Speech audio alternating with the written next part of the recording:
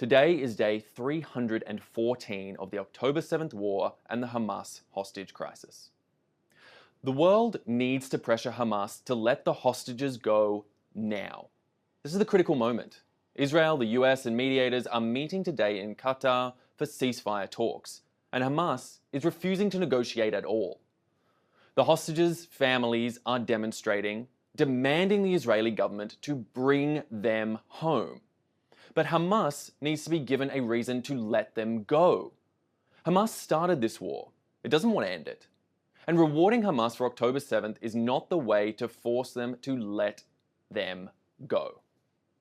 The US or other allies offering any form of inducements to Hamas, or Iran for that matter, however well-meaning, is only weakening Israel's case.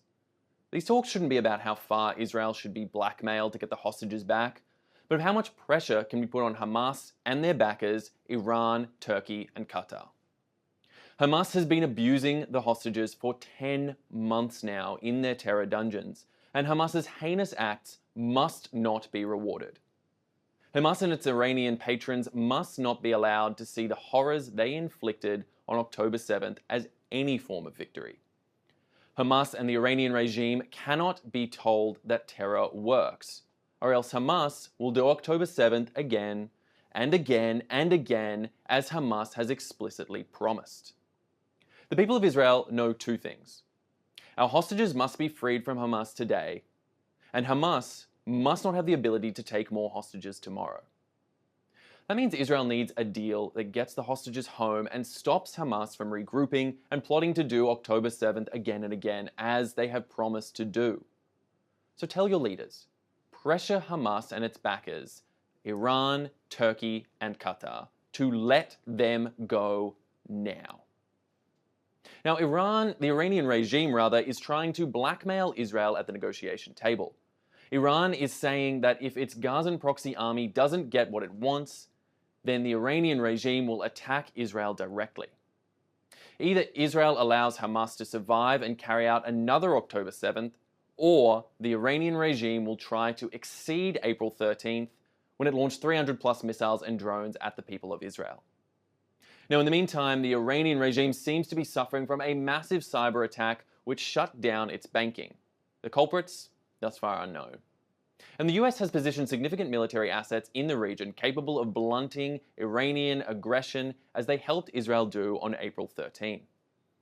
And the US just okayed a major military sale to Israel valued at over $20 billion worth of military equipment. That includes dozens of fighter jets and tens of thousands of tank shells. So the regime in Iran should be clear. Israel is not isolated, nor is it alone, and blackmail most certainly will not work. The free world understands that those in the Iranian regime and its proxy armies aren't just enemies of Israel. They are enemies of the free world.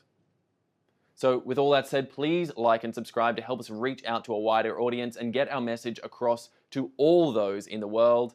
And I'm now ready to take some questions from our audience who are watching live on social media, so please keep sending in your questions. Our first question comes from Shlomo on X. The Hamas-run health ministry has reported that they've reached over 40,000 dead. How does Israel respond to this? These numbers, frankly, whether they be exactly correct or whether they be embellished, are frankly terrible. This many civilians that have been killed, and the many civilians that have been killed in Gaza, is frankly a tragedy. But that being said, we need to be clear on why this tragedy has occurred. This tragedy occurred because Hamas decided on October 7th unilaterally to enter Israel, to massacre its people, killing 1,200, taking over 250 back into their terror dungeons, holding those hostages captive for now 10 months. And to think that all these people could potentially be alive if this were not the case today, if Hamas hadn't decided to perpetrate the heinous atrocities on October 7th, all those in Gaza and in Israel could still be alive today. I would also like to make very clear, Israel has no compunctions and makes no regrets for the death of Hamas fighters, people that Hamas itself and the Hamas-run health ministry does not delineate between when they report the numbers that they do report. And to be clear, those numbers themselves are also definitely open to question and have been proven repeatedly, time and time again, to be false, to be unreliable, and frankly, to be just simply unsubstantiated. But regardless of what true numbers are, as I said, all civilian deaths are indeed a tragedy. But Israel stands by its actions in dismantling Hamas in the Gaza Strip, killing their combatants who murdered Israelis in their beds and took them out of their homes, killed them, elderly, children, all those as they slept, as they worked, as they tried to go on with their lives. Hamas started this war. Hamas is the reason this war is being perpetuated. And if they would come to the negotiating table today and reach a conclusion to get our people back to us now and return the hostages to us, then we could reach a ceasefire and reach some sort of conclusion that would prevent further civilian deaths, which is something that I think we can all stand behind as a positive. Our next question comes from Nancy on Instagram Live. What interest does Hamas have in letting the hostages go? Keeping the hostages gives them leverage. What pressure can we put on them? Nancy, that is the key question that we need to be asking ourselves today, and exactly what Israel and its allies need to be pushing for.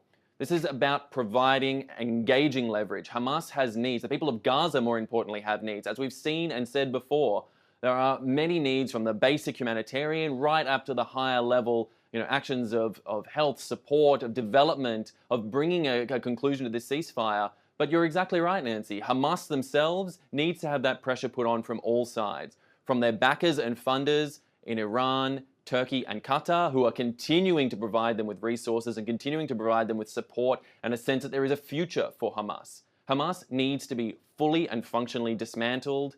The Gaza Strip needs to be disarmed, and we need to have our hostages returned to us before we can reach any sense of normalcy and moving past this heinous status quo in which we've all lived for the last 10 months since Hamas began their atrocities and massacre on October 7th. Hamas needs to have the pressure put on it now, so there is no choice, and that pressure needs to come from all sides. From Israel, of course, from their allies all around the world, and indeed from the people of Gaza, who need to understand the reality that this war ends when Hamas is dismantled, when the hostages are returned, and when we can somehow end into some sort of normalcy and help everyone move forward with their lives. All those civilians that we spoke about in the past, they can help to move forward with their lives as those in Israel can do the same. That is what we are striving for. Those are the goals that need to be resolved here today. And that is why there are currently ceasefire negotiations ongoing, even though Hamas continues to not be willing to come to the table because they believe that there is some other chance out there. We need to close that down. There is no other chance. There is no other possibility. Come to the negotiating table, negotiate with Israel, and we will be able to move forward once Hamas is properly dismantled and the hostages, most importantly, are returned. We're seeing lots of questions on social media asking about Sinwar. Do we have any idea where Sinwar is? Linda is asking, and Malin is asking, do we think that he's hiding in the tunnels to Egypt? I mean, to think of exactly, what Sinwar may be up to, who he might be surrounding himself with, whether he's surrounded by hostages, Gazan civilians, whether he's fled to Egypt indeed and is operating from there. I mean, in truth, we don't exactly know. He has buried himself deep within the viper's nest that exists inside the Hamas-run operations in Gaza and what remains of them. And this is a key point, circling back to that point around the negotiations and ceasefire deals. We need to have a deal in place that completely dismantles the remaining infrastructure. The fact that Sinwar can hide in his hole, like so many of those overthrown dictators, terrorists of the past, I'm thinking of Saddam Hussein, Gaddafi, Osama bin Laden. These are the names that we should be comparing Sinwar to in understanding where he is in his hidey hole, protecting himself with the innocence of those that are around him. Hamas's infrastructure needs to be dismantled. We need to have a clear determination where Sinwar is, what he is doing, how he is operating, and prevent him from being able to perform the sort of actions that he has promised to do again and again. I'm talking, of course, about the October 7th massacre, which Hamas has promised, if given the opportunity, they would perpetrate again and again and again. We need to understand the horror of what these people would really want to do if given the power to do so, and ensure that not just today, not just tomorrow, but forever after, it is not possible for them to perpetuate these sort of horrors and atrocities again. And that is exactly what we are trying to do here. That is the reason that Israel is coming in good faith to the negotiating table and is attempting to reach a ceasefire so we can try and move forward beyond a status quo so people can sleep safely in their beds at night. Children, the elderly, those all across Israel, and frankly, as we can see now, across the Middle East, and perhaps even the world, can sleep safely with the understanding that these sort of monsters who perpetuate the heinous acts that they did on October 7th will not be allowed to get away with the crimes that they commit. Our next question comes from Sammy on YouTube. Can you give an update on what's happening about the Haredi draft to the IDF? Sammy, frankly, there is a lot of complex issues going on in Israel as it comes to a stretched resource that is the IDF in the Israeli military. With 10 months under our belt, reservists who've been called up and are fighting on all fronts diligently, it is always a complex time for Israel to try and utilize as many resources as it can while still keeping the thriving and functioning economy that we have here in Israel, the amazing production and capabilities that we have here all across the country. When it comes to specific domestic issues, I'm going to leave that to others to say and speak about and focus on. That's not our place here at the Israeli Citizen Spokesperson's office. Our goal here is to help you to understand the drain and difficulty that the Israeli people are facing, but also the resources that we have available to us. And that is an incredible military service and incredible people, young people throughout this country who are helping to fight for Israel to help keep it safe and protected. I have so many friends and family who are doing unbelievable jobs helping out there every day to protect Israel's borders, to fight against its enemies, and to ensure that we're all able to sleep safely in our beds at night. And those are the people I want to focus on in our message here today, because they are out there and have been for 10 long months fighting every day to protect Israel and protect its people. And I think that's the important message that I think we should be left here with today. Our next question comes from Dumbo Direct on Instagram Live. Will there be Israeli elections, and if so, how will it affect the war? No one knows exactly what's going to happen in the future of Israel's democratic system. I mean, that's the wonderful thing about Israel here as a free, liberal democracy. We individually don't get to decide. It's not by the whims of any one individual what happens, but we as a people, we as a populace will get to decide on the future of our governance and the future of our democracy. When that happens, who's to say? We'll have to let the future machinations of politics play out and see when the next elections come.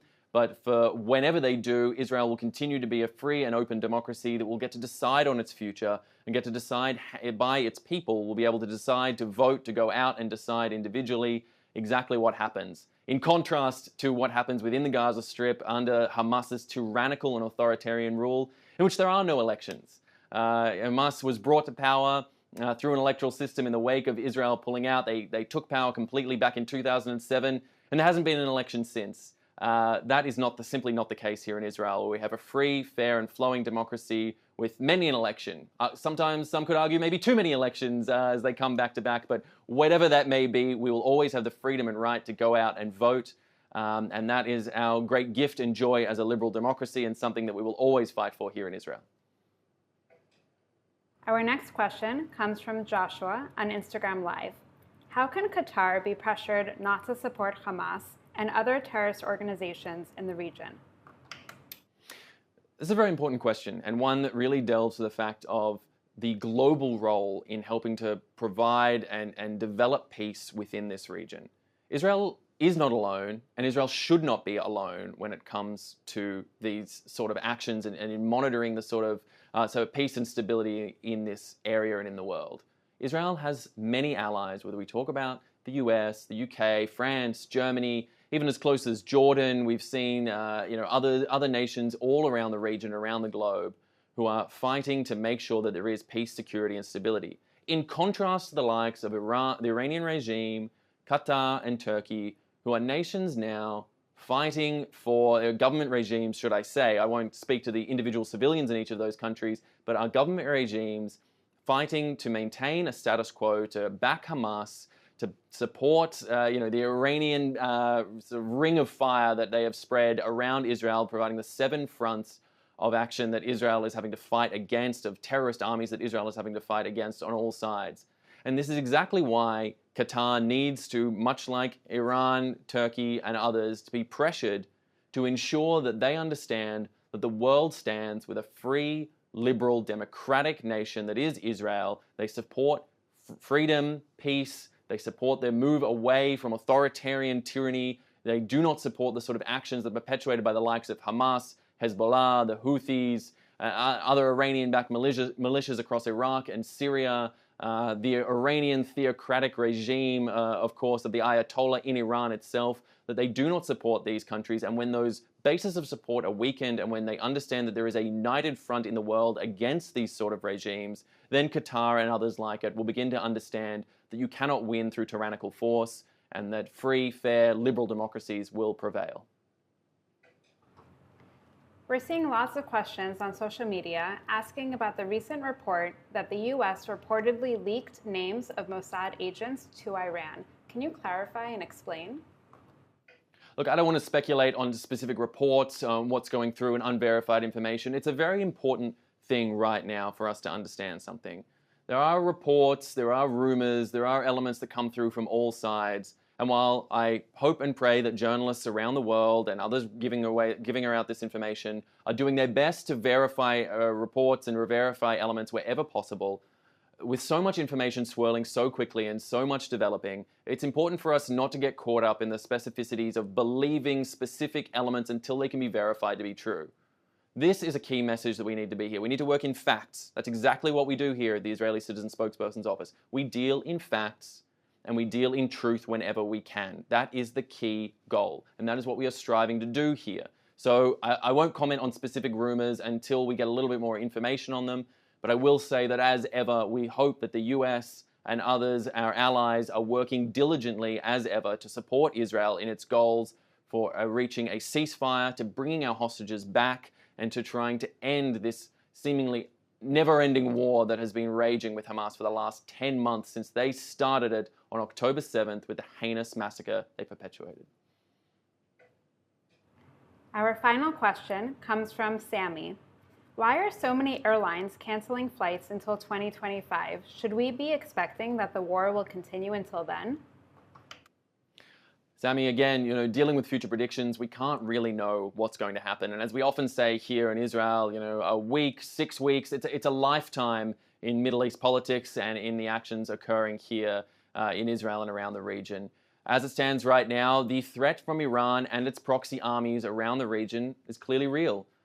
We've seen this. Iran has said that they want to enact revenge and retribution, and they're using some very strong language as they've done so for the past several weeks. So far, we've seen no very significant action. That being said, we have continued to see rockets being fired from Hezbollah in the north. We have continued to see a lot of posturing from Iran, and we don't know exactly what the future will hold.